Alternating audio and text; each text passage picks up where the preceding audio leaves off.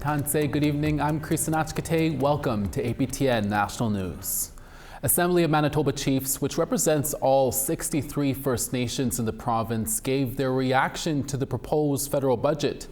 A budget AMC Grand Chief Kyra Wilson says does not reflect the needs of First Nations. Right now we are dealing with a budget, and I'm going to be completely honest here, doesn't make a lot of sense. It doesn't make a lot of sense.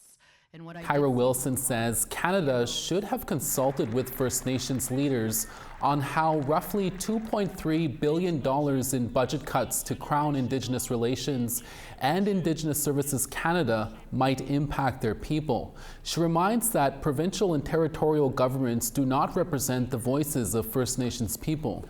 She says there is still time for amendments and consultation, but adds engagement means little if the government doesn't listen to their answers.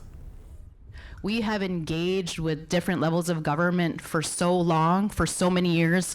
No more engagement. You have the answers, we've provided you the solutions, and it should be reflected in this budget, and currently it is not. I will say that there are definitely some very exciting opportunities in regards to resource development and major projects. You will be talking to First Nations about those projects. You will be getting the input and the permission from First Nations leadership. We are ready to have those conversations, but you need to respect our First Nations perspective and our opinions and our leadership. Two Metis Nation-Saskatchewan officials were in Ottawa this week seeking federal support for culturally appropriate addictions treatment centers. M&S Justice Minister Brennan Morasti and Addictions Minister Beverly Fullerton told the Commons Standing Committee on Indigenous and Northern Affairs that addictions and gang violence has to be addressed immediately. Morasti said jails don't work and called for more land-based treatment centers like the Recovery Lake program in Pine House that fosters Métis identity, cultural values, and language. The ministers are urging the federal government to partner with them so all Métis communities in Saskatchewan have access to this kind of programming. Fullerton said issues like this can't wait for federal budgets or parliamentary studies. What we need now is for the federal and provincial governments to stand with us, not just with words, but with funding, collaboration, and urgency. The Missing Children Society of Canada has declared November as Runaway Prevention Month. And with more than 23,000 runaways in Canada last year alone, the Society says more needs to be done to keep youth safe. APTN's Chris Stewart has more. The numbers are staggering. According to the Canadian Police Information Centre, over 32,000 children were reported missing in 2024. And of those, over 23,000 were runaways. That averages 63 youth running away every single day across the country. And the Missing Children Society of Canada wants to change that. CEO Amanda Pick says it starts with good communication with your children. I believe that it is an important thing to talk about with your child prior to something happening. I think that many of us have come up in this time where we think, lots of kids run away. It's not that serious. They'll come back. And the vast majority do come back. But leaving any safe space puts youth in harm's way. What we know is when a child's not in a safe place, they're at risk. And times have changed, and the risk is much more significant, in our opinion, than it used to be in terms of what's waiting. And I think, so for us, it's just really important for parents to have a conversation with their children. Pick says resources, such as their free rescue app that details missing youth, and listing available resources for youth and families can have a huge impact to reducing the number of runaways. If a child does run away and is missing, then there is something that we can do as community members, and that's really activating Rescue, which is a free app, and registering for alerts, and just being aware of what children are missing and how you can help them. And if a child does run away and is missing, then let's come together as community members and find that child as quickly as possible and get them back to a safe place. The Rescue app is available at mcsc.ca. Chris Stewart, APTN National News, Edmonton. The results are in. The Abenakis of Odanak and Wallanack have the proof they've been waiting for regarding American groups that claim to be Indigenous.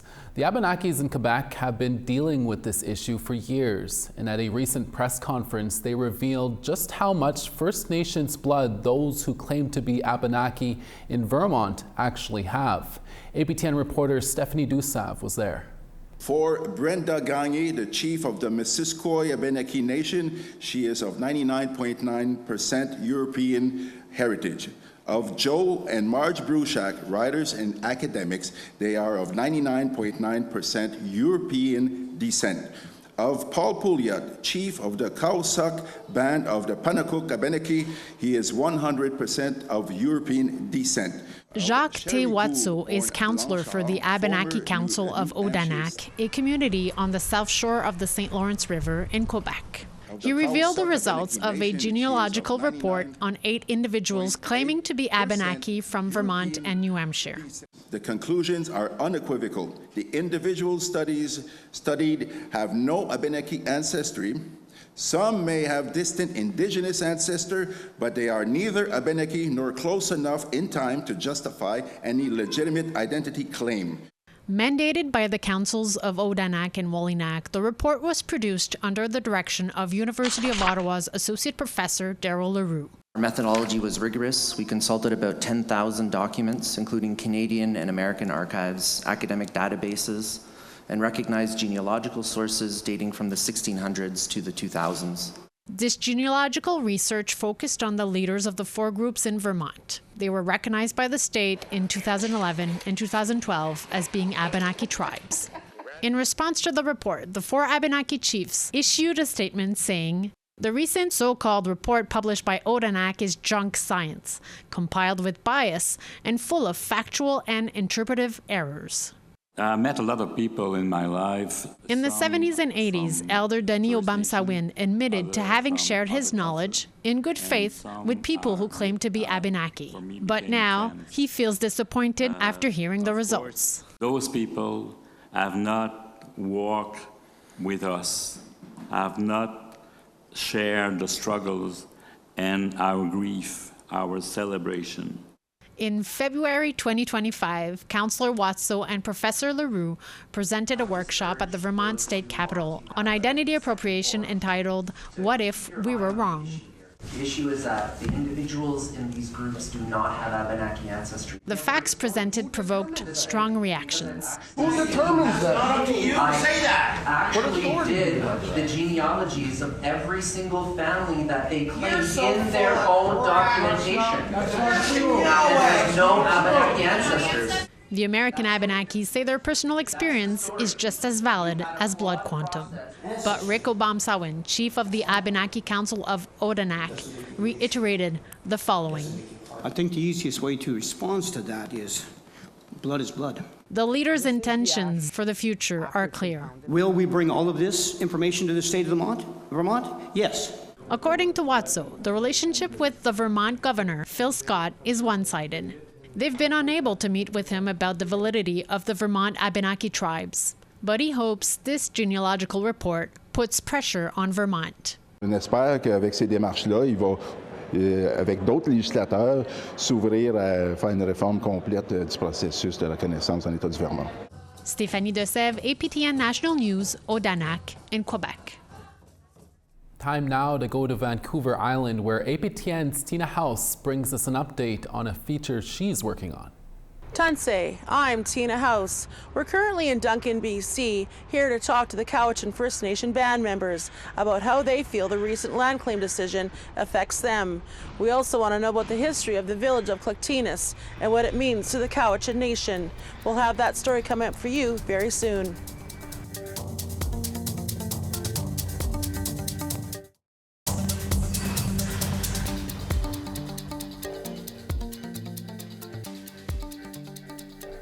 Thanks for staying with us. The Carney government unveiled its first budget on Tuesday with hundreds of billions of dollars in what they are calling investments in economic infrastructure to build Canada's economy.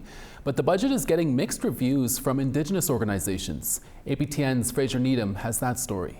At a Wednesday morning press conference in Ottawa, Assembly of First Nations National Chief Cindy Woodhouse-Neepanak said her organization was pleased to see some investments in First Nations water and infrastructure, but the budget missed the mark when it comes to massive gaps First Nations people face in education and housing. Instead of closing the socioeconomic gaps between First Nations and non-Indigenous Canadians, this budget is going to make things worse. Ignoring those long-standing gaps and environmental standards will not help fast-track resource extraction projects. Speaking at the same press conference, Manitoba Regional Chief Willie Moore said the Liberals appear to be only interested in investing in First Nations if they are collaborative in resource extraction projects. And recognizing that that the reconciliation is about respect and it's about justice and meaningful engagement, and not unconditional generational investment that is tied to resource extraction. Métis National Council President Victoria Pruden said the MNC was pleased to see the 2% funding cut at Crown Indigenous Relations and Northern Affairs and Indigenous Services was not as deep as some feared. But they are still disappointed there is very little Métis-specific funding.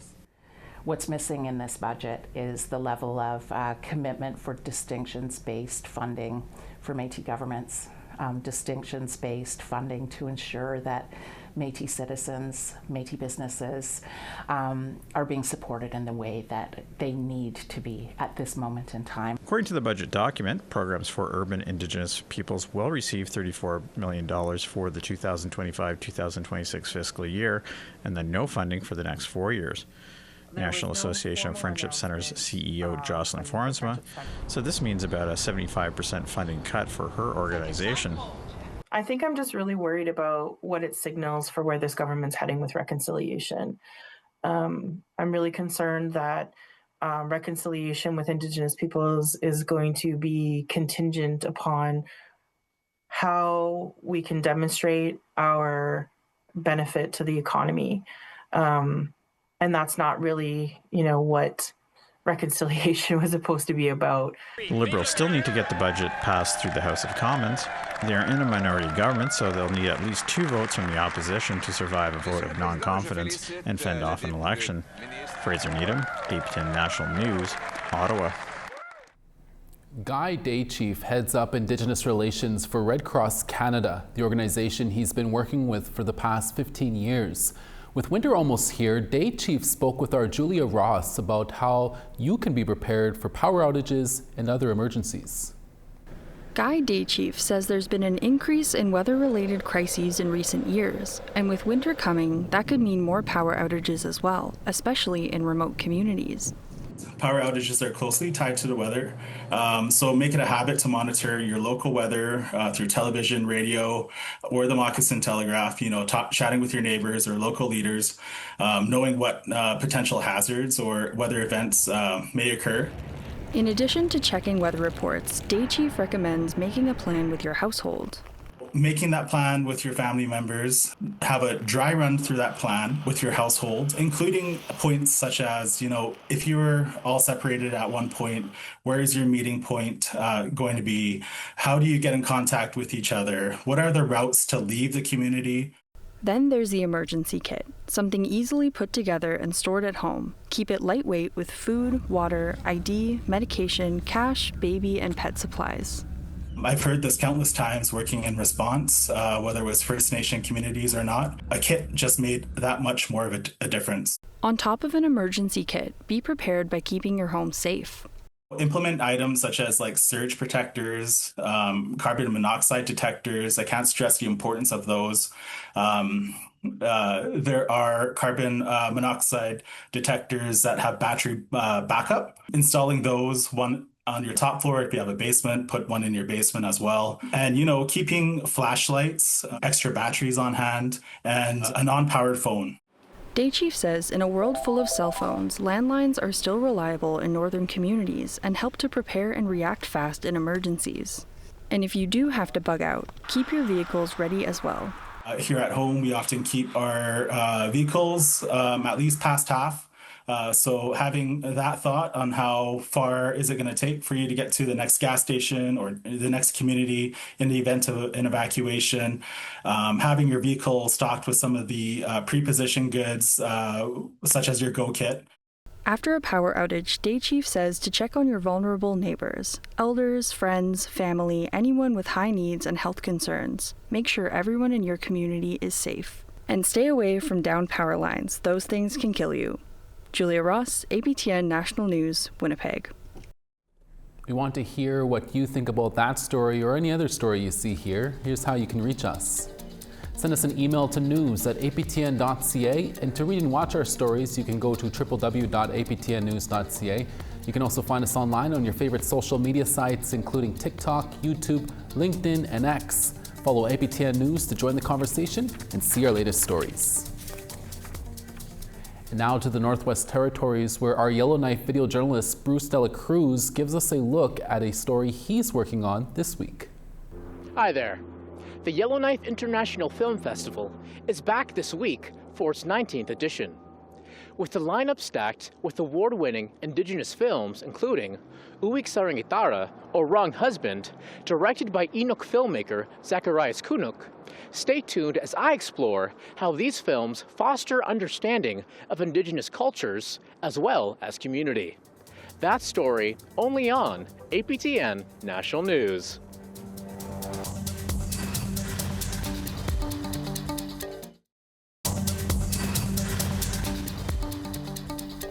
Welcome back. Time now for our photo of the day. Thanks to Joachim for sharing this early morning sunrise from Fort Providence, Northwest Territories.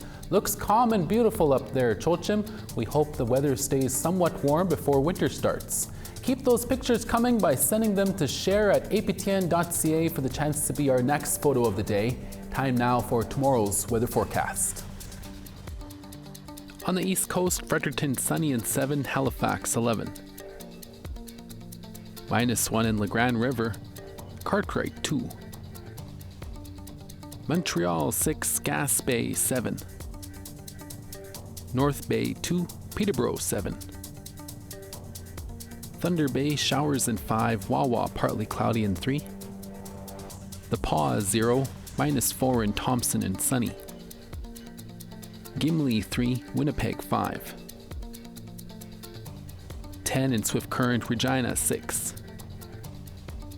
0 in La Ronge, Buffalo Narrows, sunny and -2. -1 in Fort McMurray, Peace River -2. Sunny in Red Deer at 7, Medicine Hat 12. Tofino 10 in showers, Penticton 8. Prince Rupert 8, Prince George 4 and cloudy. Old Crow -10, cloudy in Rock River at -8. Fort Simpson -4, Yellowknife -8. Pawlatuck -7, Colville Lake -6.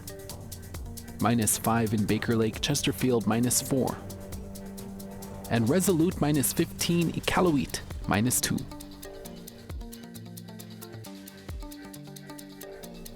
The French version of Gino, the Fighting Spirit of Gino Ojig, was launched in Maniwaki, Quebec last week. It tells the life story of the late Gino Ojig, the notorious Vancouver Canucks enforcer. As APTN's Nanganske Rose Jacobs reports, what was supposed to be a celebration turned out to be something else. Gino Ojig's son Tobias was at the book launch last week at the Gino Ojig Sports Center in Maniwaki, the town next door to their home community of Kitigan-Zibi. Tobias wasn't there to endorse the book. He signed a copy but didn't want to. Here's why.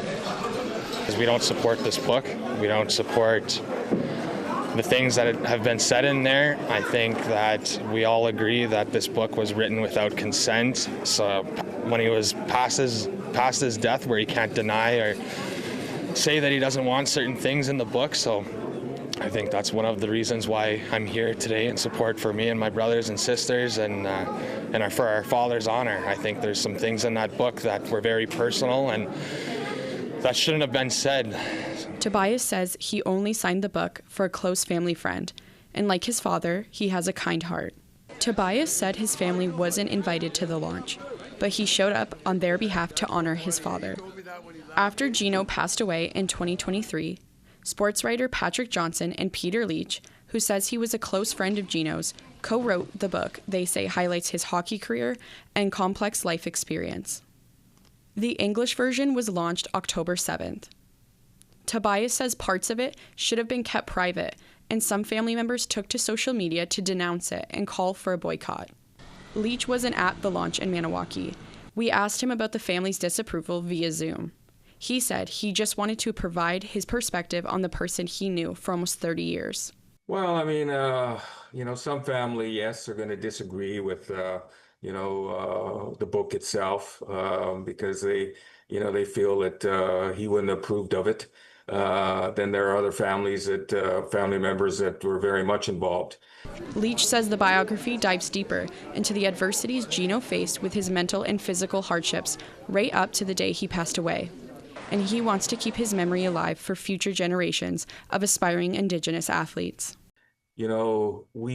We gave them the version of the human version of Gino outside of hockey, and that's what it was meant to do.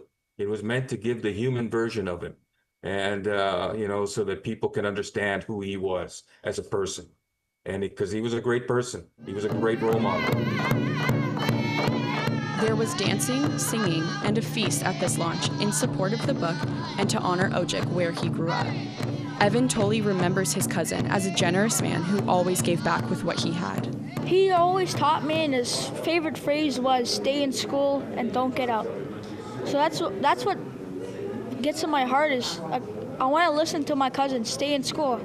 Ojik was not only known as a force to be reckoned with on the ice, but to those who knew him best, like his lifelong best friend, Jan Cody, he is remembered for his kind nature and generosity. He worked really hard to get where he was at, but he was also a really good people person. People loved him wherever we went, like old people, young people, boys, girls, it didn't matter. Everybody just loved him because he was such a good person. Tobias went on to play some minor professional league hockey for the Birmingham Bulls of the Southern Professional Hockey League, but he is off the ice temporarily due to a knee injury. Though he doesn't support Leach, he says the ceremony was beautiful, and it was good to see the community come out to honor his father. I think with our father's honor, it's great to honor him. It's great to look back on what he's done for the community, what he's done for the Indigenous hockey world, for everyone. It's great. We love that. We support him for that. But with this book, I don't know if that does that. Beyond his tough exterior on the ice, Ojik was remembered here today for his kind heart and for the lasting impact that he has on his community. Nagonska Rose Jacobs, APTN National News, Maniwaki, Quebec. And that's your evening newscast for this Wednesday. We're back with more stories for tomorrow's daytime newscast, including an update on a recent incident in Terrace, BC. Please join us then. From our HQ in downtown Winnipeg, hi miigwech masicho. Thank you for watching, and we'll see you again next day.